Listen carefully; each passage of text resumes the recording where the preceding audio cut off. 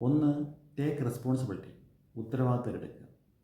മറ്റുള്ളവരെ കുറ്റം പറയാൻ നിർത്തി പ്രവർത്തിക്കുക. നിങ്ങളുടെ ജീവിതം നിങ്ങളുടെ ചോയ്സാണ്. 2, ലേൺ സംതിങ് ന്യൂ.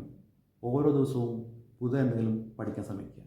അത് പുതിയ സ്കില്ലാവാം, പുതിയ ലാംഗ്വേജ് ആവാം, അങ്ങനെ എന്തും ആവാം.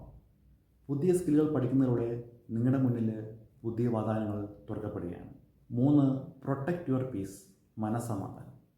മനസ്സിൻ്റെ സമാധാനം സംരക്ഷിക്കുക.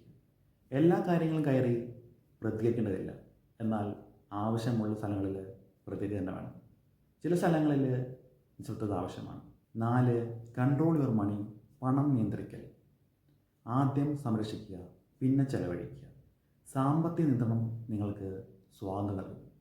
5, സ്റ്റേ കൺസിസ്റ്റൻ്റ്, അല്ലെങ്കിൽ സ്ഥിരത.